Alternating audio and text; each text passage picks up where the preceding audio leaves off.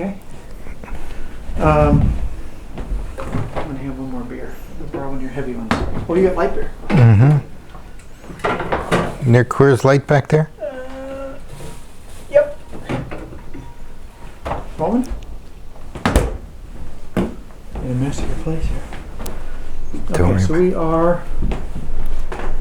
we're rolling. And we got sound. Have we got sound? Yeah, we got sound. Okay. Let's go to the present. The Getty. Do you want me to tell that whole anecdote? The one you told me the other Yeah. day? Well, tell me what's important in it. I thought it was fascinating. The Getty was, most important museum job of our era. Maybe definitely of our era. And one of the great things about doing what I do as a lighting designer is that, from my perspective, I think that in terms of modern times, that lighting has been the real sense of the revolution. The advent of the electric light, we don't even have a real century of light, but the 20th century is the century of light, and it's very important to take it into from a relatively new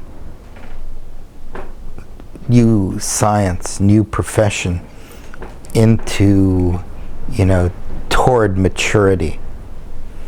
And the Getty was a great opportunity to do this, one more time.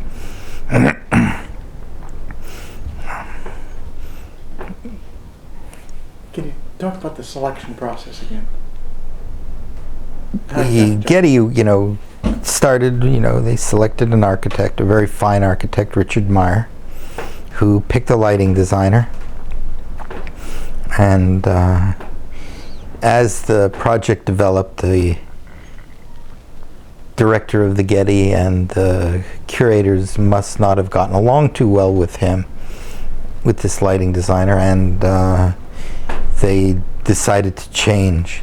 So another designer was selected, and as the program was developed and as the various functions were delineated and the lighting of them was discussed, one of the curators was still unhappy with this lighting designer because she felt that he didn't have enough of an understanding of decorative arts. And there was a whole wing of the Getty, which is a decorative arts wing. It's a major part of the collection. So one of the architects of the decorative arts wing, not with Richard Meyer, but by himself, said, well, why don't you call Howard and see if you like him? He really has a good understanding of decorative arts. He's, knows architectural history, knows this and that. Why don't you call him?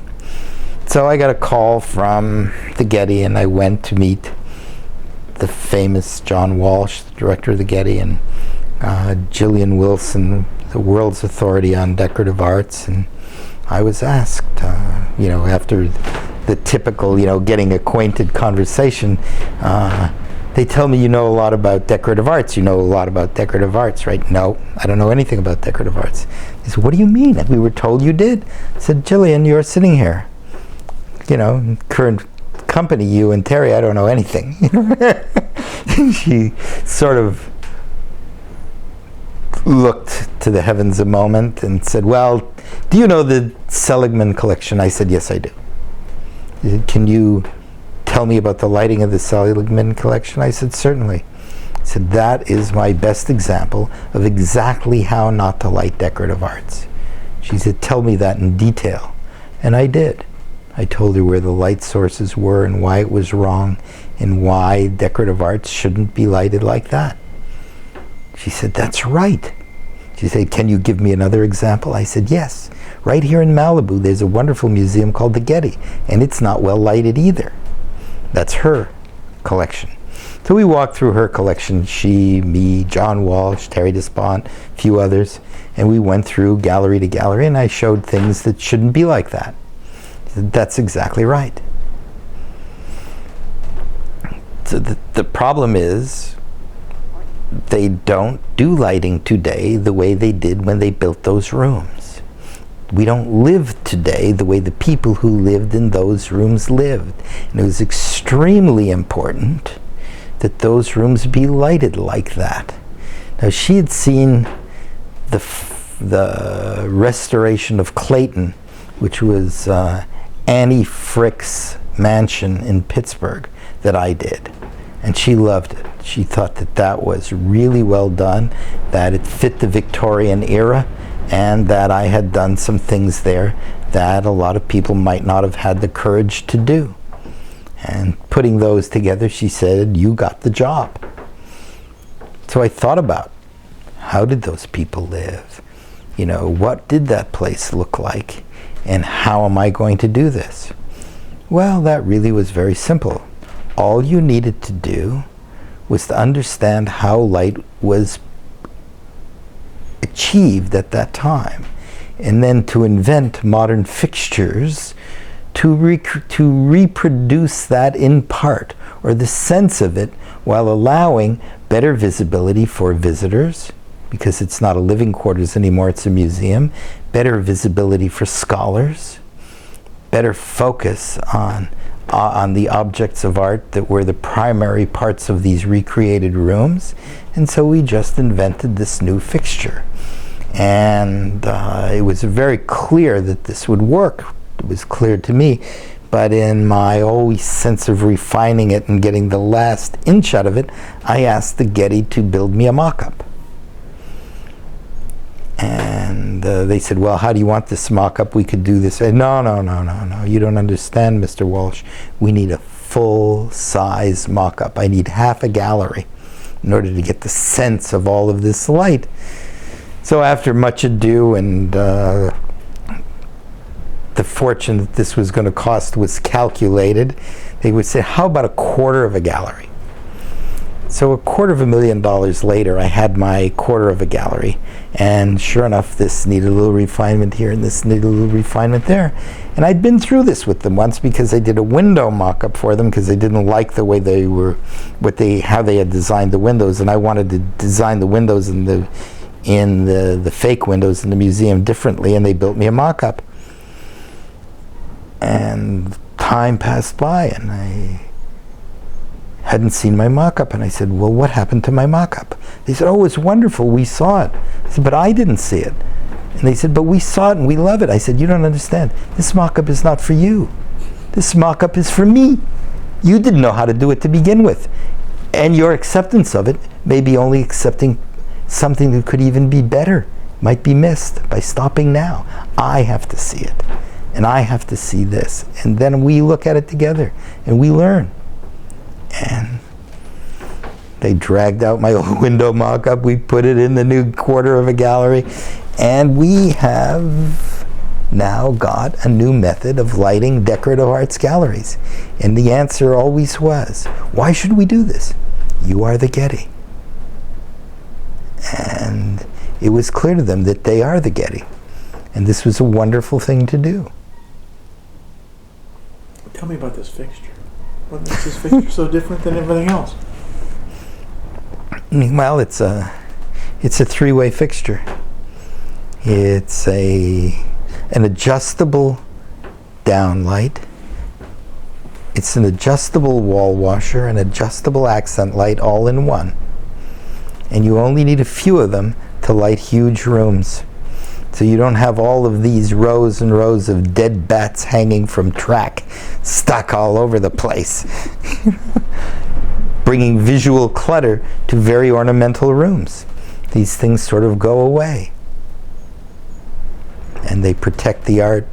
They have very few, they provide the correct amount of light and all of the filtration and everything else, all built into all of this thing that you can adjust, and you only have to adjust it once, because this is a permanent display. But it has to be It has to be perfectly modulated and composed.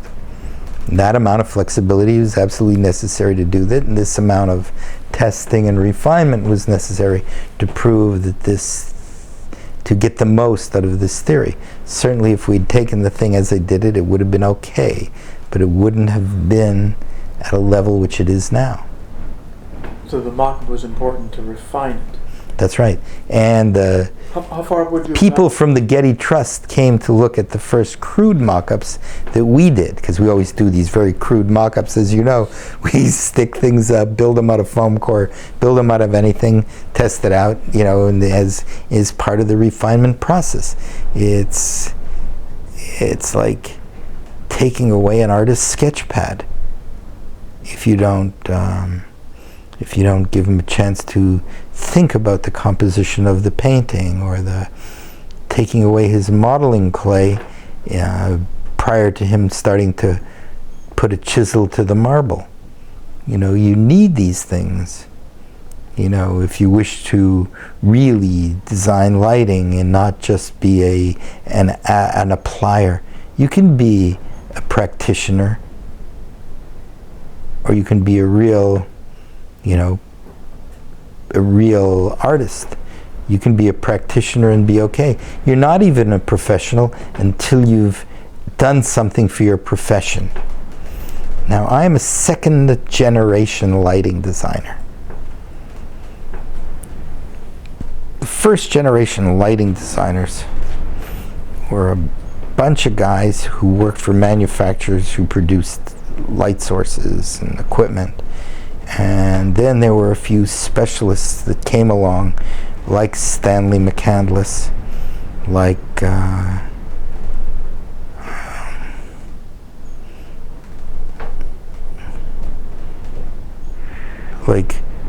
Hartman. Cedric Hartman? Cedric Hartman? No. Louis Hartman. Okay. You know, like Louis Bell. And several others, you know, in the early 1900s.